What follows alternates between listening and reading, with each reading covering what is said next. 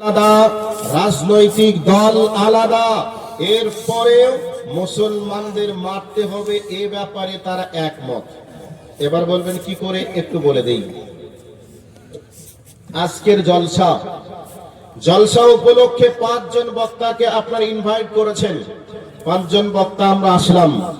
5 জন বক্তাকে বিভিন্ন ফল ফ্রুটের নাস্তা আপনার টেবিলে সাজিয়ে দিলেন। আচ্ছা বলুন তো, 5 জন বক্তা একই সঙ্গে কি একই রকম ফল খাবে? না, যার যেটা ভালো লাগবে সে সেটা খাবে, যার যেটা ভালো লাগবে সে সেটা খাবে। কিন্তু সবার ব্রেন এখন বলছে খেতে হবে, খাওয়ার টাইম, এ ব্যাপারে সকলেই কিন্তু এক মত। ঠিক গোটা পৃথিবীতে অমুসলিম যত দেশ আছে, সব দেশগুলি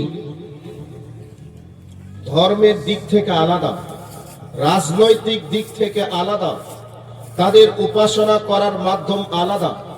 এরপরেও মুসলমানদেরকে মারতে হবে এ ব্যাপারে সবাই একমত। বলবেন কি করে? আমরা ছোট যখন ছিলাম, আমেরিকার খ্রিস্টানরা ইরাককে মারলো, আফগানিস্তানকে মেরেছে, এগুলো আমরা দেখেছি কি দেখিনি? দেখেছি। এরপরে যুগ যুগ ধরে আমরা শুনে আসছি চীনে মুসলমানদের উপরে অত্যাচার চলছে, চীনে মুসলমানদেরকে মারছে তারা কারা? বৌদ্ধ। এরপরে আমরা দেখলাম মায়ানমারে, টাটকা দেখলাম 2 বছর আগে মায়ানমারে মুসলমানদেরকে কিভাবে মারলো, এগুলিকে আমরা আপনার বিপক্ষে। এখন ইসরায়েল এরা মারছে, এরা কারা? এরা খ্রিস্টান। তাহলে খ্রিস্টান আপনার বিপক্ষে। এই ভারতবর্ষে সব অমুসলিমরা আমাদের সূত্র, এটা বলছি না। এই ভারতবর্ষে যারা শিবসেনা, বজরং, RSS যারা করে, এরা দিন রাত মুসলমানদেরকে মারো কাটো এই বলে তারা স্লোগান দেয়, দেওয়ালকের সামনে তারা অস্ত্র এরকম ভাবে দেখায়, এবং সোশ্যাল মিডিয়ার মাধ্যমেও তারা এইভাবে অস্ত্রগুলি দেখায় আর বলে এই অস্ত্রগুলা দিয়ে তোমাদেরকে মারবো কাটবো, এ কথা বলে কি বলে না? তাহলে খ্রিস্টান আমাদের বিপক্ষে, ইহুদি আমাদের বিপক্ষে, বৌদ্ধরা আমাদের বিপক্ষে, বজরং, RSS, শিবসেনা এরাও আমাদের বিপক্ষে। তাহলে আল্লাহ রসুলের কথাটা একটু মিলেছে না মিলে নাই? মিলেছে না মিলে নাই? মিলেছে। মুসলমানদেরকে মারতে হবে এ ব্যাপারে ঐক্যমত পোষণ করে বিভিন্ন দিক থেকে মুসলমানদেরকে বিভিন্ন কায়দায় তারা মারছে। কখনো অস্ত্র দিয়ে মারছে মুসলমানদেরকে, কখনো শিক্ষা দীক্ষা থেকে বঞ্চিত করে মুসলমানদের মারছে, আবার শিক্ষার নামে কখনো জালিয়াতি তৈরি করে মুসলমানদেরকে মারছে। এক কথাই মুসলমানদেরকে মার খাওয়ার একটা সময় এসেছে। এই সময়ের পিছনে বা সময়ের কারণ, সময়ে এই দায়গুলি যে তারা, এটা নয়, দায়গুলি হলাম আমরা আমাদের ঐতিহ্যকে ভুলে গেছি, আমরা আমাদের কালচারকে ভুলে গেছি। তদানীন্তন সময়ে সাহাবীদেরকে যদি কেউ জিজ্ঞাসা করত, তদানীন্তন সময়ে ইহুদিরা জিজ্ঞাসা করত তোমরা কারা, এ কথা যখনই জিজ্ঞাসা করত সাহাবীরা তখন বলতেন আমরা হলাম মুসলমান। ইহুদিরা জিজ্ঞাসা করত তোমরা মুসলমান, বুঝলাম, তাহলে তোমরা করো কি? তখন বলতেন কোরআনে যা আছে তাই আমরা করি। এবার জিজ্ঞাসা করতেন কোরআনে কি আছে? সাহাবীরা তখন বলতেন আমরা যা করি কোরআনে তাই আছে। এবার বাস্তবতা যখনই তারা দেখতো, ইহুদিরা বলতো যদি একটা মানুষের জীবন ব্যবস্থা যদি এত উন্নত মানের হয়, তাহলে এই মানুষের কাছ থেকে কেউ কোনোদিন ক্ষতি সাধন করতে পারে না, এই মানুষের হাত থেকে কোনোদিন কোনো মানুষ অত্যাচারের শিকার হতে পারে না। ঠিক এইরকম মানুষের হাত থেকে, এইরকম মানুষের দেহে কোনোদিন রোগ তৈরি হতে পারে না। এইরকম ভাবে ইহুদিরা মুসলমানদেরকে দেখে তারা দলের পর দল তারা ইসলাম কবুল করত।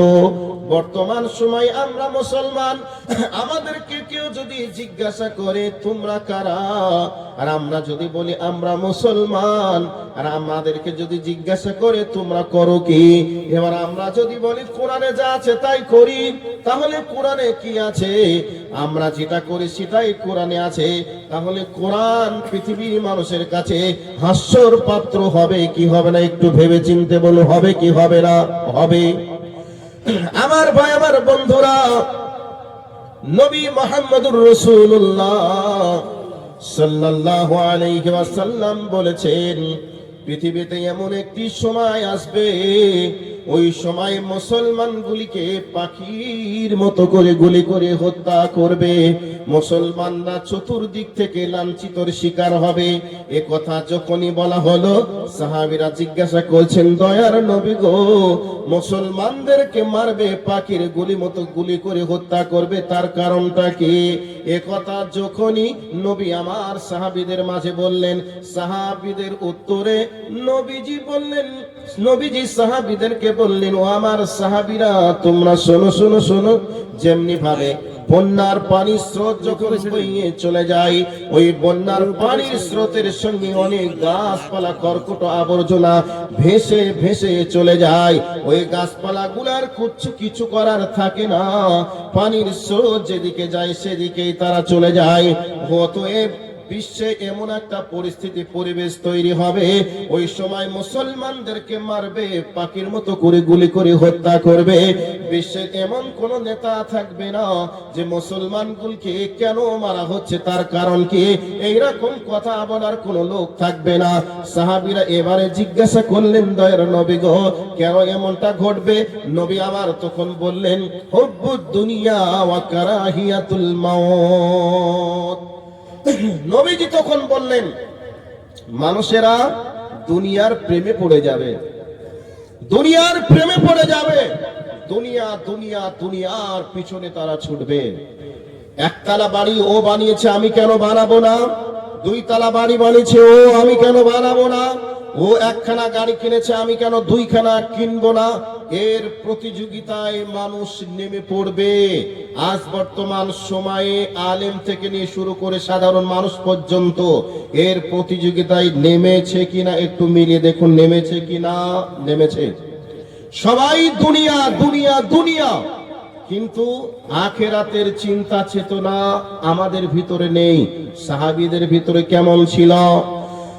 সাহাবীদের ভিতরে ছিল, এক অপরের সঙ্গে সাক্ষাৎ করলে সালাম দেওয়ার পরে জিজ্ঞাসা করতো যে ভাই কেমন আছো?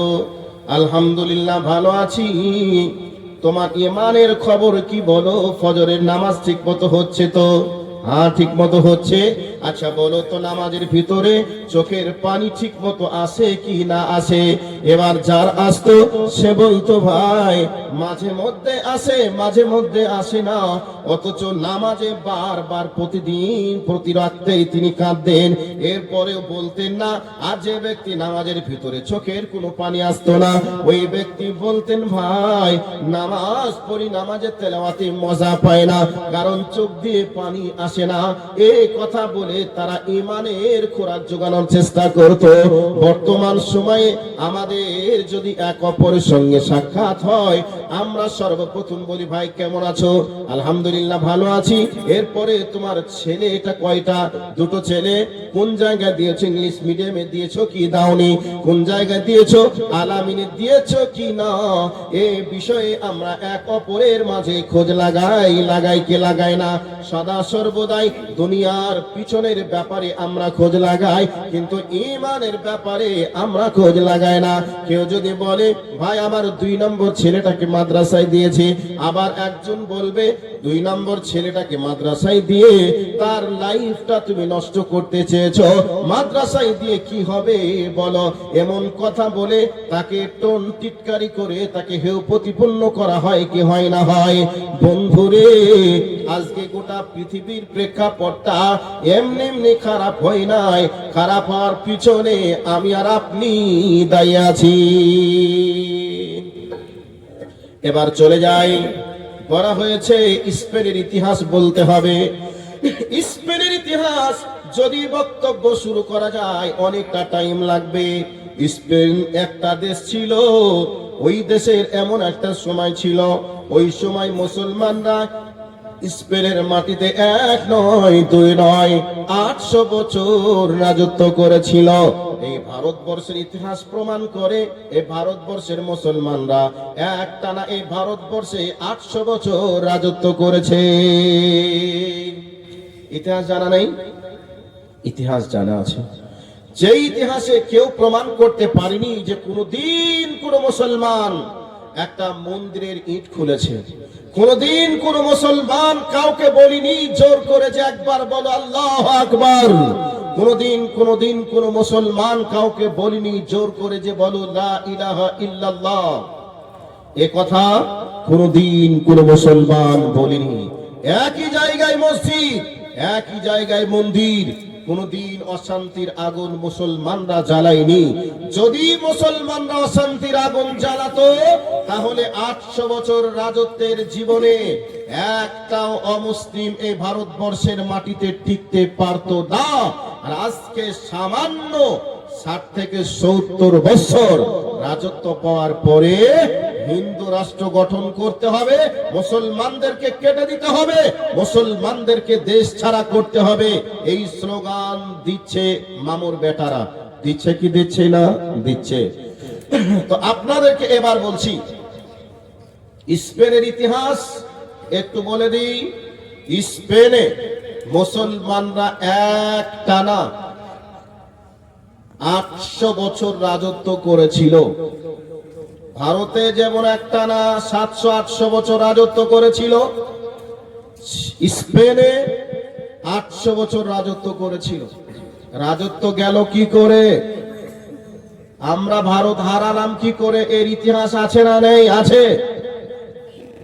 স্পেনে মুসলমানদের রাজত্ব গেল কি করে?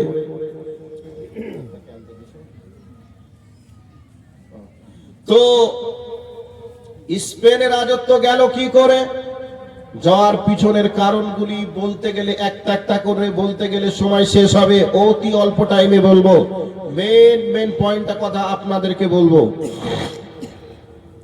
স্পেনে মুসলমানরা যখন রাজত্ব চলছিল, চালাচ্ছিল, তখন মুসলমানরা সদা সর্বদাই কোরআন এবং হাদিস কি বলছে এ নিয়ম নীতি মেনে তারা চলতো। হালাল খেত, হারামে মুখ লাগাতো না, চায়ের দোকানে বসেও কারো গীবত করতো না, পরচর্চা করতো না। তারা সদা সর্বদাই কোরআন সুন্নাহ কি বলে এটাকে দেখে তারা চলতো। যার কারণে তদানীন্তন সময়ের মানুষ স্পেনের মুসলিমদের কাছ থেকে সভ্যতা লাভ করেছিল। সেই মুসলমানদের হাত থেকে রাজত্ব কি করে গেল? সেই স্পেনের মাটিতে জামিয়া কারডোভা মসজিদ ছিল, একটানা 3 লক্ষ মানুষ নামাজ পড়তে পারত। এবার আপনারা বলবেন এত বড় মসজিদ হয় কি করে, হতে পারে? জি আপনাকে বলছি, আপনার পার্শ্ববর্তী জেলা মালদা জেলা, যেই মালদা জেলায় আপনি যাবেন ন্যাশনাল রোডের কাছেই একবারে মসজিদ কদুবাড়ি মোড় ঢোকার কিছুক্ষণ আগে ওই জায়গাতে দেখবেন একটা মসজিদ আছে, ইতিহাসের পাতায় লেখা আছে, যেই মসজিদটার নাম আদিনা মসজিদ লেখা থাকে। আদিনা মসজিদ কোথায় অবস্থিত? দেখবেন লেখা থাকে মালদায় অবস্থিত। ওই আদিনা মসজিদে আপনি যাবেন, ওই মসজিদে গিয়ে আপনার জ্ঞান চক্ষু খুলে যাবে। এখানে কত মানুষ একটানা নামাজ পড়তে পারে? 3 লক্ষ মানুষ নামাজ পড়তে পারবে কি পারবে না? আপনি আদিনা মসজিদে গিয়ে আপনি দেখবেন।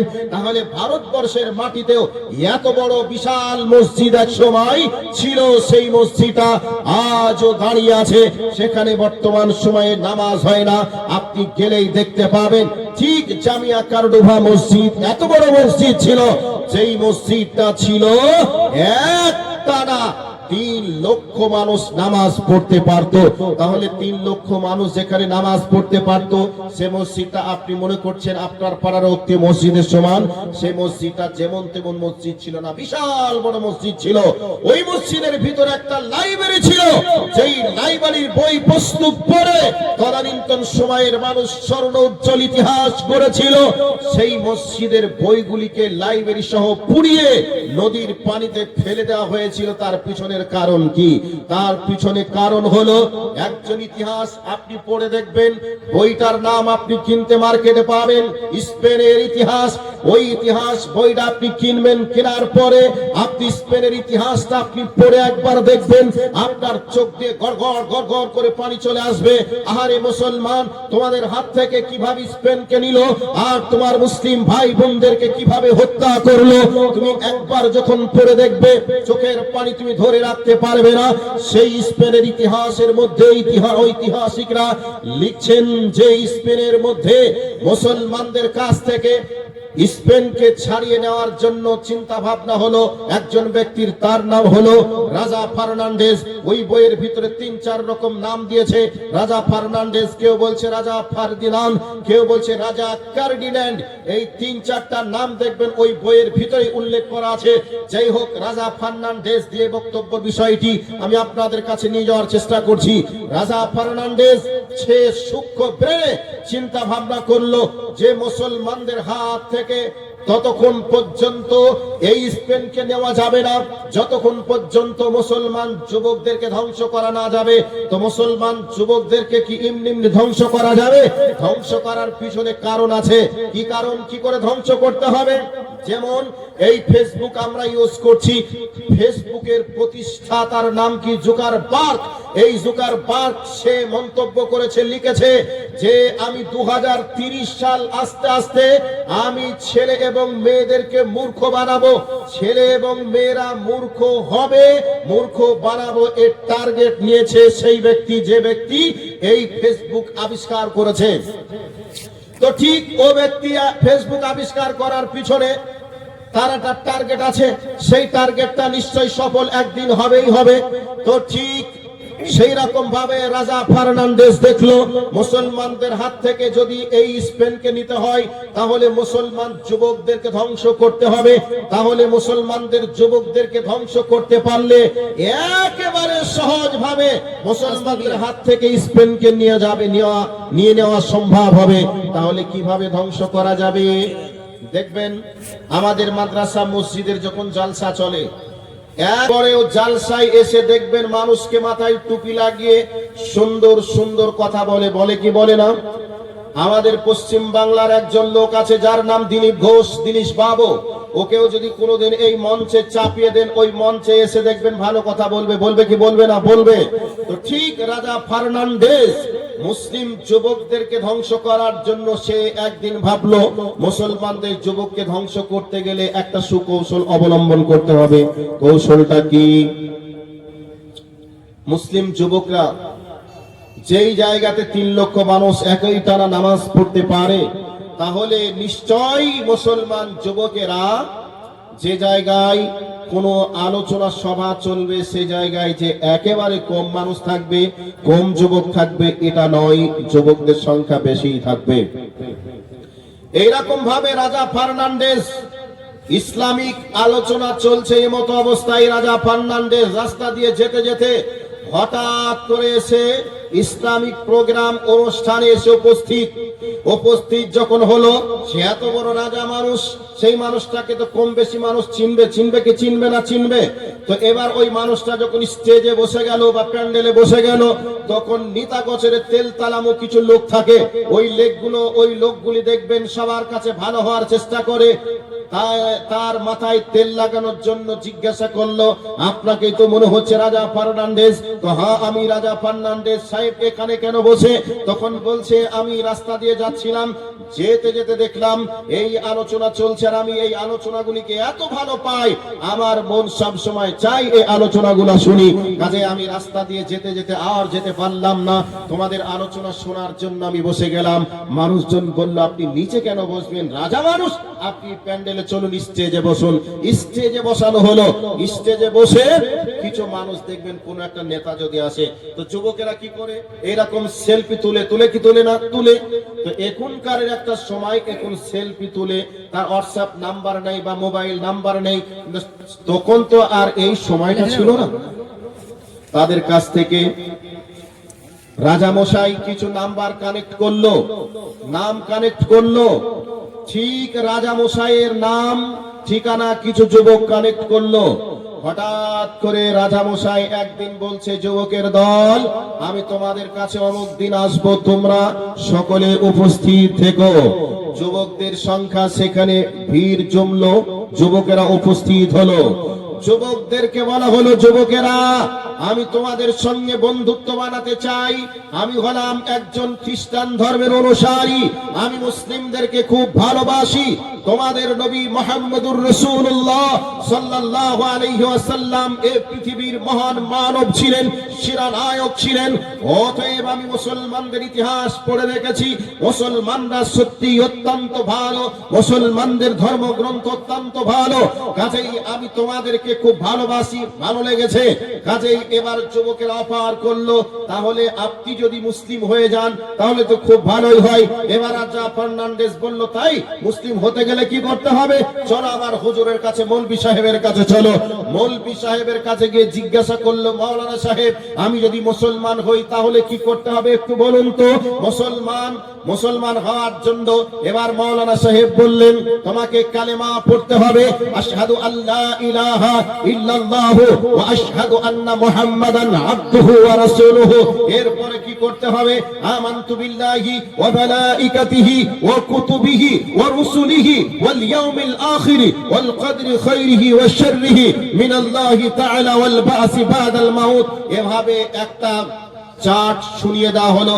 এইগুলির প্রতি বিশ্বাস যদি রাখেন তাহলে আপনি ইসলামের ভিতরে দীক্ষিত হতে পারবেন, মুসলিম হতে পারবেন। এবার জিজ্ঞাসা করলো, বেটা, তাহলে আমি যদি মুসলিম থেকে যদি অমুসলিম হতে চাই, কোন মানুষ যদি মুসলিম থেকে অমুসলিম হতে চায়, তাহলে তাকে কি করতে হবে? রাসূলের একটা হাদিস শুনিয়ে দেওয়া হলো, যখন কোন মানুষ ব্যভিচার করবে তার কাছ থেকে ঈমান বার হয়ে চলে যাবে, সে আর ঈমানদার থাকতে পারবে না। তাহলে ওই রাজা ফার্নান্ডেজ মুসলমান হওয়া শিখলো, মুসলমান থেকে বার হতে হয় কি করে সেটাও সে